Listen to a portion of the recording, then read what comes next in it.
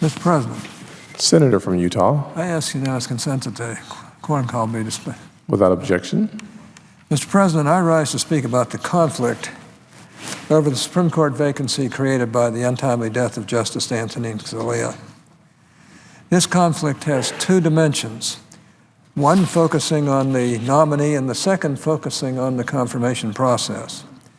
America's founders established a system of government that preserves liberty by limiting government and defining, or including a defined role for judges. Three of America's founders provide principles helping to define that judicial role. James Wilson signed the Declaration of Independence, helped draft the Constitution, and was one of the 6 original Supreme Court justices appointed by President George Washington. He explained our system of government by saying that, quote, "Here the people are the masters of the government," unquote. The second principle is from President Washington himself, who said in a farewell address that on behalf of our system of government, that the basis of our system of government is that authority to control the Constitution belongs to the people. Alexander Hamilton served in the Continental Congress, helped draft the Constitution, and became the first Secretary of the Treasury. He wrote 51 of the 85 installments of the Federalist Papers, the single most important reference for understanding the Constitution. In Federalist number 78, he wrote that the judiciary is the weakest and least dangerous branch because judges exercise judgment but not will. These 3 principles outline the proper role for judges in our system of government. The people are the masters of government. They alone have the authority to control the Constitution, and judges may exercise judgment but not will. Our system of government and the liberty it makes possible requires judges who leave control of the law in the hands of the people. The conflict over the appointment of judges is really a conflict over the power of judges, a conflict over whether this should still be the proper judicial job description. Those whose political agenda fares poorly with the American people and their elected representatives want a very different kind of judge. They want willful judges who will impose their political agenda by manipulating statutes or the Constitution. This is the first dimension of the conflict over filling the Scalia vacancy. I have spoken and written extensively about how the Senate owes the president some deference regarding nominees who are qualified by both legal experience and judicial philosophy. Those considerations are relevant when the confirmation process takes place. The second dimension in the conflict over filling the Scalia vacancy, however, focuses on the process rather than the nominee. When and how the confirmation process should occur is rarely a question at all, but it is a serious one under the circumstances we face today. Ignoring the integrity of the process, acting as if the ends always justify the means, would be a serious dereliction of the Senate's duty. The president has the constitutional power to nominate judges, but he cannot appoint them without the advice and consent of the Senate.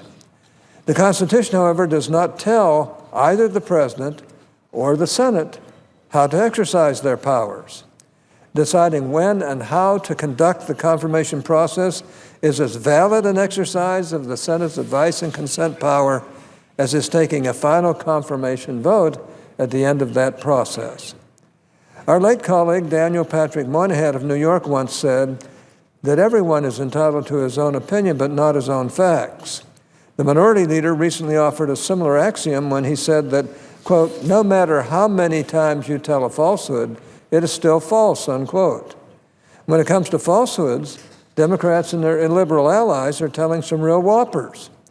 The minority leader, for example, has said that the Senate's obligation to hold a hearing and a floor vote for President Obama's nominee is, quote, "in the Constitution," unquote. He has made that claim in different forms here on the Senate floor more than 40 times. I understand that Democrats want the Senate to confirm the president's nominee to the Scalia vacancy, but I cannot understand why they would put all their eggs in this completely fictional basket. As falsehoods go, this one is especially easy to expose because the Constitution obviously says no such thing. This is why the Washington Post fact checker called the Democrats' claim that the Constitution requires Senate consideration a politically convenient fairy tale. One of the reasons that the Constitution says nothing about Judiciary Committee hearings is that the committee was not created until 29 years after the Constitution was written. In fact, the committee's practice of nominees regularly appearing in public hearings did not begin until the 1960s. During the 110th Congress, Chairman Patrick Leahy denied a hearing to dozens of President George W. Bush's judicial nominees. If the minority leader is right that the Constitution requires such a hearing, then Chairman Leahy was guilty of serially violating the Constitution. Between 2003 and 2007, Senators Patrick Leahy, Charles Schumer, and Richard Durbin voted dozens of times to deny floor votes to Republican judicial nominees. So did Senators Hillary Clinton, Joseph Biden, and John Kerry. If the minority leader is right that the Constitution requires a floor vote on every nominee, then these senators were guilty of deliberately attempting to violate the Constitution over and over again. So was the minority leader himself, because he voted 25 times to deny the very floor votes that today he claims the Constitution requires. The Constitution does not require committee hearings, and it does not require floor votes. The Constitution leaves to the Senate the judgment about when and how to conduct the confirmation process in each situation. Republicans have made that judgment by deciding that the confirmation process for filling the Scalia vacancy should be deferred until after the presidential election season is over. We are following the recommendation of Vice President Joe Biden in 1992 when he chaired the Judiciary Committee. The circumstances compelling his recommendation to defer the confirmation process exist in equal or greater measure today. Neither Democrats nor their left-wing allies have ever attempted to argue that the 1992 Biden speech and his recommendation do not apply today. Instead, they have had three different reactions. First, some have simply dismissed it as not worth taking seriously. President Obama, for example, responded by saying, quote, "We know senators say stuff all the time," unquote. Others have complained that Republicans are misconstruing that speech or somehow taking it out of context. Just as anyone can test the minority leader's claim about the Constitution by reading the Constitution, however, they can test our discussion of Chairman Biden's 1992 speech by reading that speech, a rather long one indeed. The Washington Post read it and reported this on February 23rd. Let me just refer to this chart right here. Biden's remarks, quote, Biden's remarks were especially pointed, voluminous, and relevant to the current situation. Embedded in his roughly 20,000 words he delivered on the Senate floor were rebuttals to virtually every point Democrats have brought forth to argue for the consideration of Obama's nominee, unquote. In his 1992 speech, Chairman Biden addressed how the confirmation process should be conducted in two different scenarios. First, he spoke about a Supreme Court vacancy and a presidential election year. This was his recommendation right here. Do we have that? Okay. Well, let me just make the quote to you. Quote, "It would be our pragmatic conclusion that once the political season is underway, and it is, action on a Supreme Court nomination must be put off until after the election campaign is over," unquote. That was then Senator Biden, chairman of the committee. Second, Chairman Biden separately discussed how the confirmation process, quote, "might be changed in the next administration, whether it is a Democrat or a Republican," unquote. He used the phrase, "the next administration," no less than 4 times. This was his recommendation, quote, "If the president consults and cooperates with the Senate or moderates his selections absent consultation, then his nominees may enjoy my support. But if he does not, as is the president's right, then I will oppose his future nominees, as is my right," unquote. Two separate scenarios, two separate recommendations. The first scenario involved a Supreme Court vacancy in a presidential year, like 1992, and the recommendation involved the entire appointment process. Those circumstances and that recommendation apply fully today. The second scenario Chairman Biden addressed involved the next administration outside a presidential election year, and his recommendation involved his personal support or opposition. Those circumstances and that recommendation do not apply today. I understand that Chairman Biden's recommendation for deferring the confirmation process in a presidential election year is a very inconvenient truth for his party today. The only ones misconstruing that speech today, however, are those trying to create confusion where none exists by conflating these two separate scenarios and recommendations. The third reaction to Chairman Biden's 1992 speech is to pretend that he said something he simply did not say. I have heard the claim, for example, that Chairman Biden would have gone forward with the confirmation process in 1992 if the president consulted the Senate before choosing a nominee. Let me once again quote the minority leader. It's pretty clear. Quote, "No matter how many times you tell a falsehood, it is still false," unquote. Read the speech. Chairman Biden said no such thing. I also want to comment on the president's recent remarks about the Scalia vacancy at the University of Chicago. He said, for example, that, quote, "There has not been a circumstance in which a Republican president's appointee did not get a hearing," unquote. The Senate's power of advice and consent, of course, applies across the board. If the Constitution requires hearings and floor votes for some nominees, it requires them for all nominees.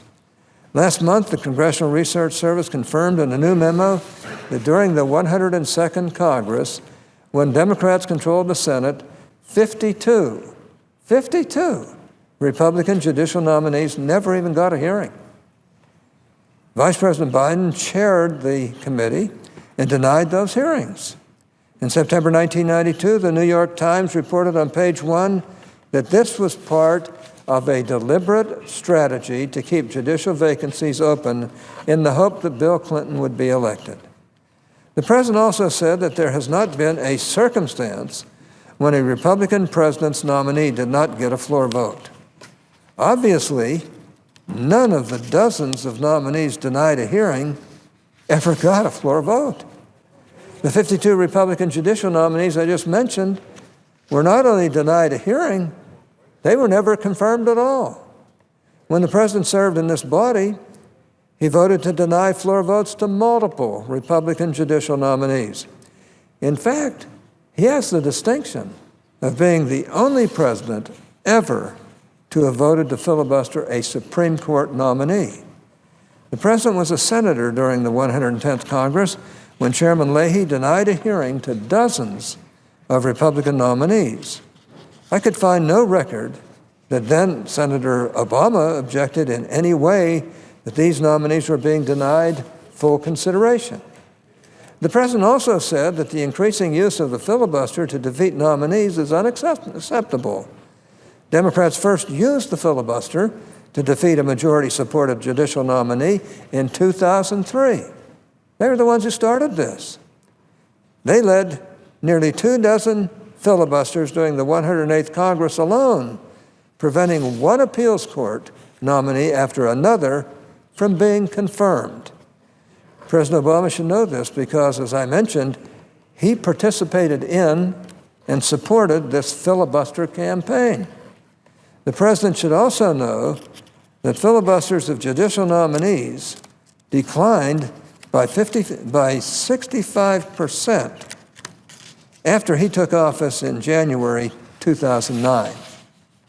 That did not matter to Democrats who in November 2013 abolished the very filibusters they had used so aggressively. The president also expressed concern that an increasingly partisan confirmation process would erode the judiciary's institutional integrity and that the American people will lose confidence that courts can fairly decide cases. I submit that the kind of judge a president advocates has a much bigger impact on the American people's view of the courts. When he was a senator, the president said that judges decide cases based on their personal views, core concerns, and what is in their hearts.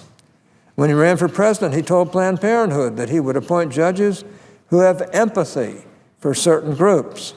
As president, he has nominated men and women who share this politicized activist approach, believing that judges may make the Constitution conform to current social practices and evolving cultural norms.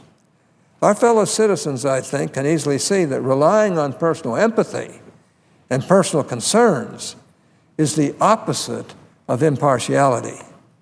Since President Obama took office, the percentage of Americans disapproving of the way the Supreme Court is handling its job has risen by more than 20 points.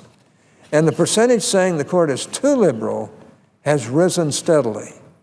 3/4 of Americans now believe that Supreme Court justices decide cases based on their personal or political views, even though most Americans think they should not do so.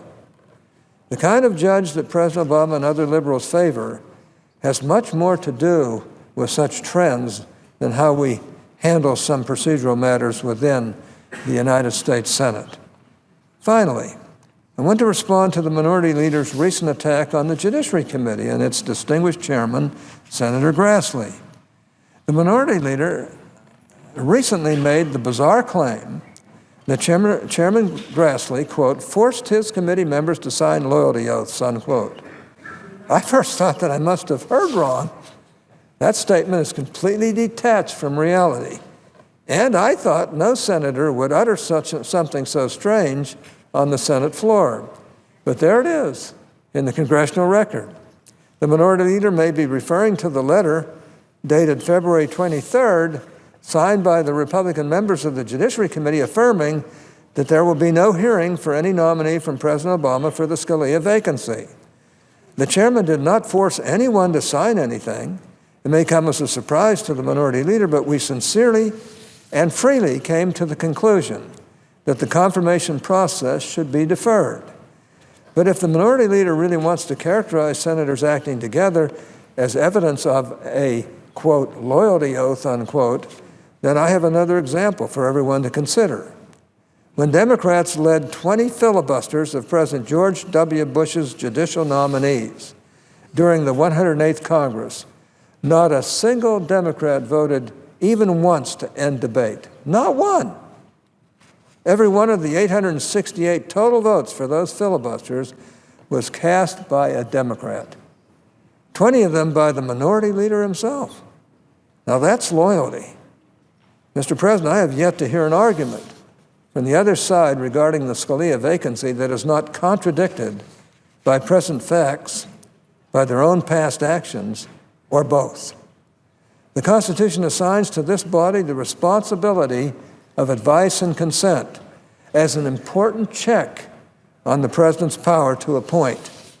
Advice and consent begins with a judgment about the best way to exercise that power in each situation. We have done so in different ways, at different times, under different circumstances.